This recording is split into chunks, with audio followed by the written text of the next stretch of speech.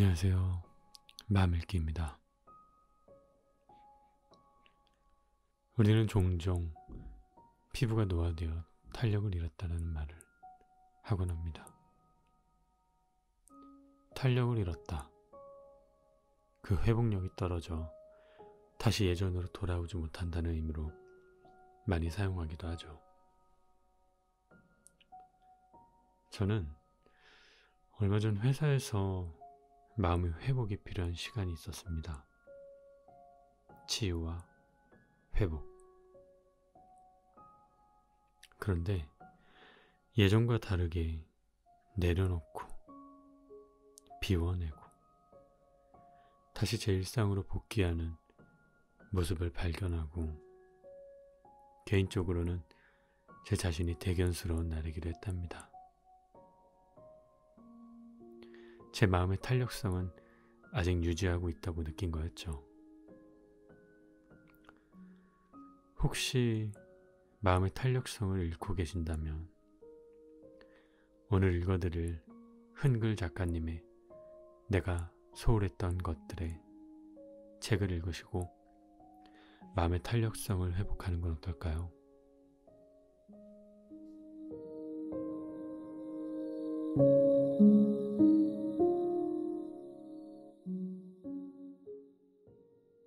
문득 과거의 나를 돌아보았을 때 청춘의 장면들이 툭툭 끊기는 모습으로 남아있으면 어떡하지라는 걱정이 들었다. 그렇기 때문에 우리는 살면서 많은 프레임들을 만들고 기억하기 위해 노력해야 할지도 모른다고 생각했다.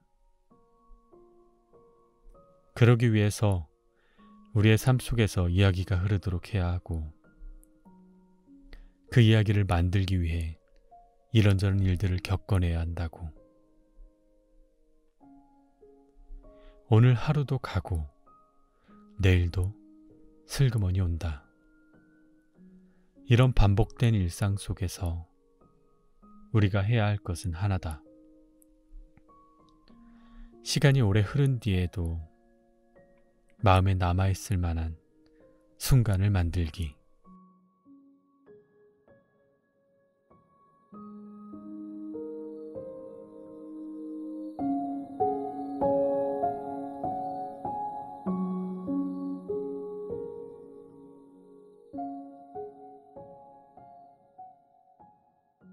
우리가 사는 것은 어쩌면 큰 퍼즐 하나를 완성시키는 과정과 같다.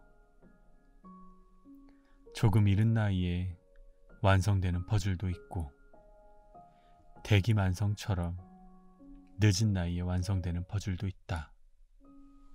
하지만 생각보다 이런 사람도 많은 것 같다. 퍼즐 몇 조각이 모자라서 어쩔 수 없이 아쉬운 마음으로 살아가는 사람.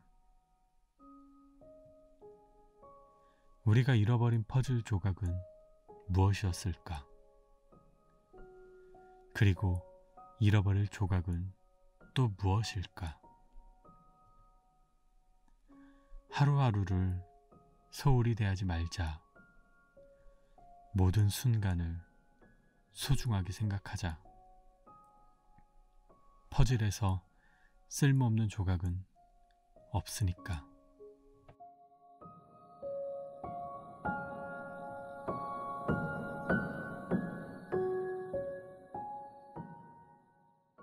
예전에 나는 서로에게 가까워지는 것을 중요하게 생각했다. 오늘 공원에서 그냥 손을 잡고 걸었으면 내일은 손가락 깍지를 끼며 걷고 그 다음 날은 포옹을 하듯이 시간이 깊어질수록 서로의 거리가 조금씩 더 가까워지는 것을 즐겼다. 하지만 요즘에는 그것보다 더 중요하게 생각하는 것이 있다. 그건 바로 서로에게 더욱 진한 사람이 되는 것. 관계의 속도보다 관계의 농도를 위해 진한 마음으로 사랑하는 것.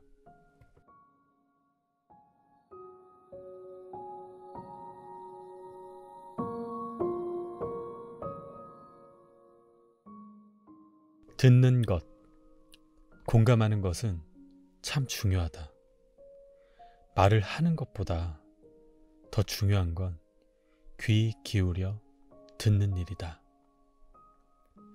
잘 듣지 못하면 이야기의 흐름도 파악하지 못하고 계속해서 대화가 허공에서 떠돌 가능성이 크다. 내가 자주 그랬다. 하루쯤은 무작정 말을 줄여봐도 좋다. 단, 상대의 말에 반응은 반드시 보일 것. 그것이 끄덕임이건 맞장구이건 다 괜찮다. 제대로 듣는 중이라는 것을 어필할 정도로만 반응을 해보자. 끄덕이기만 하는 하루는 그 자체로 새로운 경험일 것이다. 무언가를 잘 들을 줄 안다는 것은, 말뜻을 이해할 줄 안다는 것은 생각해보면 사람을 만나면서 가장 중요한 일.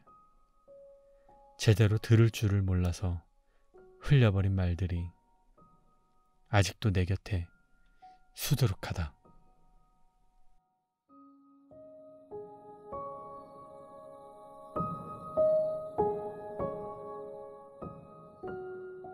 결핍이 있는 사람에게 우리가 말해줘야 할 것은 다시 한번 결핍을 들추는 말도 아니고 풍족한 삶이 곧 올 거라는 다독임도 아니고 그냥 가만히 바라봐주는 것이다.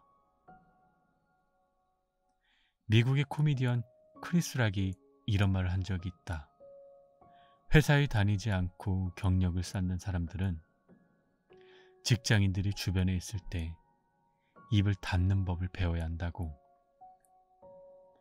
너의 행복으로 다른 사람들을 슬프게 하지 말라고. 그들이 내가 쌓은 멋진 경력들을 궁금해할 것 같냐며. 그 말들은 코미디로 포장되어 있지만 너무 현실적이어서 가슴에 와닿는다. 가끔은 나의 행복도 조용히 느낄 줄 알아야 하는 것 같다. 누군가가 나의 행복을 보고 자신의 불행을 더 크게 느낄 수도 있을 테니까.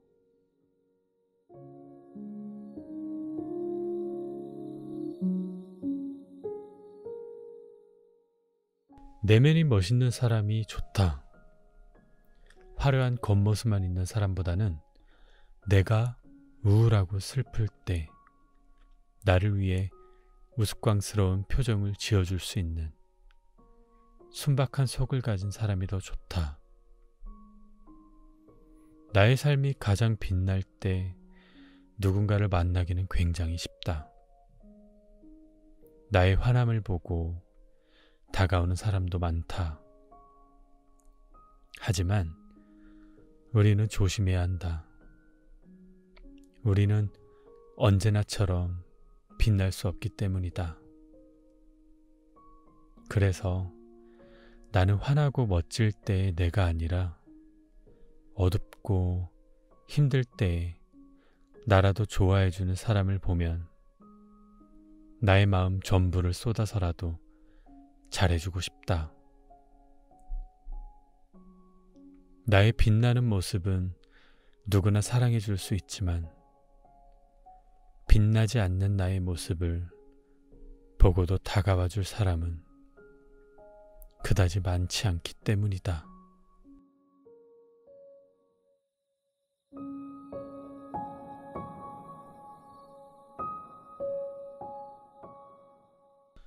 자존심은 있어도 걱정이고 없어도 걱정이다. 우리가 흔히 말하는 내가 자존심이 있지 라는 말. 그 말은 누군가에게 굽히기 싫다는 말인 동시에 나의 가치와 품위를 지키고 싶다는 말과 같다. 나는 연애할 때 자존심을 모두 버리는 편이었다. 사랑할 때는 나의 모든 것을 내어줄 것처럼 사랑하는 것이 사랑하는 사람의 의무라고 생각했고, 이별이 오더라도 후회와 미련이 가장 적은 방법이라고 생각했으니까. 하지만 돌이켜보면 모든 상황에서 자존심을 버렸던 나의 행동이 조금 후회된다. 상대가 내게 상처를 줄 때만큼은 자존심을 지켰어야 했는데, 가끔은 나의 마음도 돌봤어야 하는데, 나는 그 사람의 모든 것을 사랑하는 것이 욕심을 버리고 나의 모든 것을 주는 것이 가장 이상적인 사랑이라 생각했다. 그래서 지금도 문득문득 후회가 되는지도 모르겠다. 누군가를 사랑하는 것과 나를 지켜내는 것은 별개의 일이다. 사랑을 하더라도 나를 지키지 못하는 사랑은 결국 이별이고, 더 나아가서는 오히려 사랑하지 않는 것보다 못하게 된다.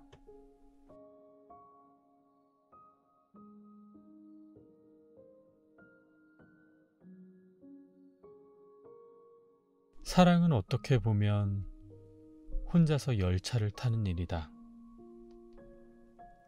그토록 바라던 마성 같은 매력의 사람이 내 옆자리에 우연히 앉을 수도 있으나 아무도 앉지 않을 수도 있다. 누가 내 옆에 앉을지는 예측할 수 없으며, 나란히 열차를 타고 갔다고 해서 반드시 사랑이 이루어지는 것도 아니다. 우리는 종종 누군가에게 옆자리를 내어주고도 밝지 않은 결말로 서로를 보내기도 하지만, 내 인생의 목표는 언제나 종착역까지 도착한 줄도 모르고 서로 웃고 떠들어 누군가를 만나는 일이다.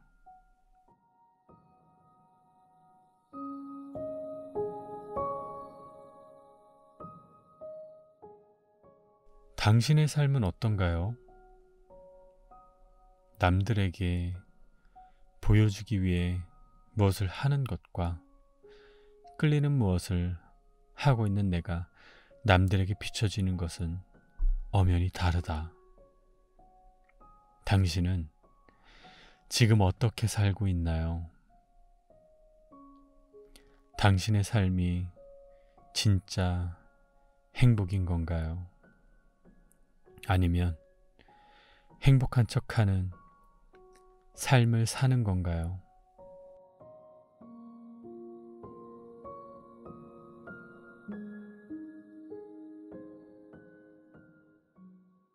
온전한 나의 의지로 생각을 시작하고 끝마침을 연습하는 것, 참으로 중요한 일이 아닐 수 없다. 나의 의지로 무언가를 선택하고 그로 인해 무언가에 실패하고, 이런 과정들이 모여서 우리는 더 단단한 어른이 된다. 자신에게 묻지 않고 남들의 의견을 더 묻는 편이라면 오늘부터라도 후회 없이 스스로 결정해보는 것은 어떨까? 그 선택이 결코 완벽하지는 않더라도